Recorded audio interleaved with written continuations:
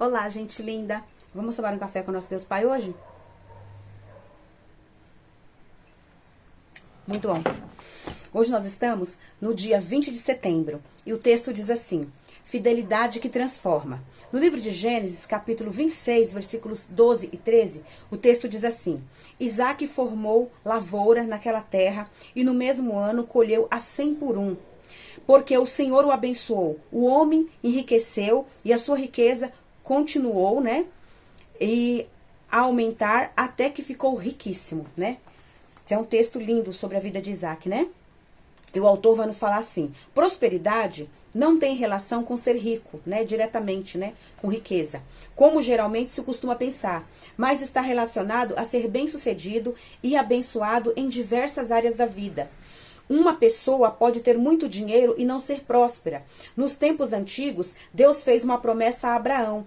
E assim como Deus foi fiel a ele, também foi fiel a seu filho Isaque, bem como as gerações que o sucederam, né? Glórias a Deus, né? Deus prometeu estender a bondade até 1000 gerações daqueles que o amam e agem com fidelidade aos seus mandamentos. Você deseja ser próspero? Né? Tão próspero a ponto de os frutos dessa prosperidade tocarem gerações que estão por vir, né? Seus filhos, seus netos, seus bisnetos, né?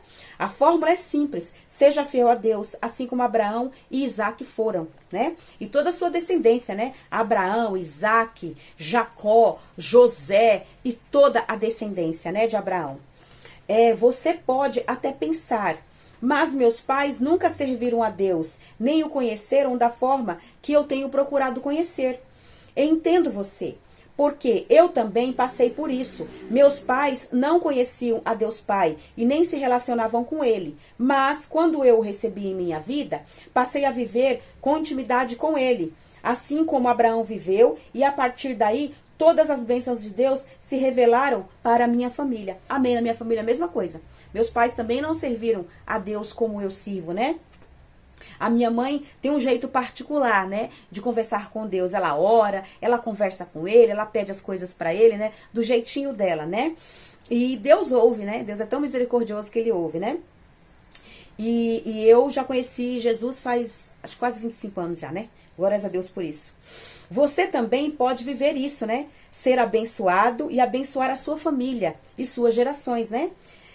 Deus não derramou suas bênçãos somente no passado. Ele continuou abençoando seus filhos e continuará por todas as próximas gerações daqueles que são fiéis a Ele. Glórias a Deus. Decida impactar de vez o rumo da sua história, daqueles que virão após você. Escolha ser próspero ao aceitar Deus como Pai e viver em fidelidade a Ele e assim impactar as suas futuras gerações. Impacte a vida dos seus filhos, dos seus netos, dos seus bisnetos e de todas as gerações que virão depois de você. Amém?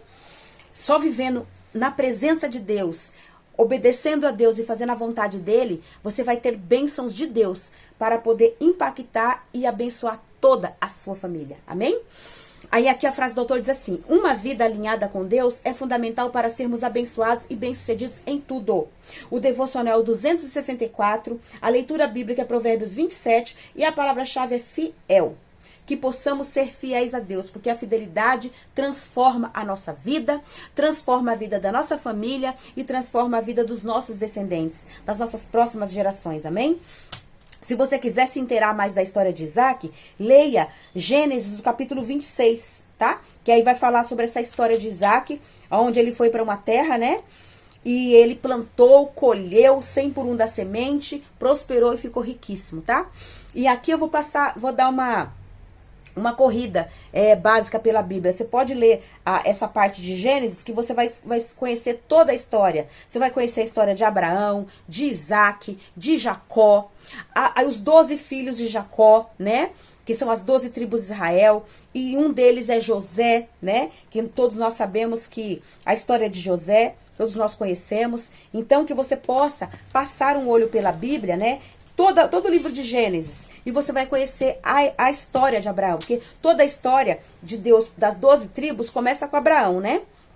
Deus pediu para ele poder sair da terra, do meio da parentela, e ir para uma terra onde ele ainda ia mostrar Ele não avisou para onde que Abraão ia. Hoje em dia, quando a gente ora para Deus, a gente quer um endereço, quer que Deus fala para onde que a gente vai, qual a cidade, né, qual o país, qual a cidade, qual o bairro. A gente quer que Deus prepare a casa, a gente quer que Deus já esteja tudo mobiliado e a despensa cheia de comida, né?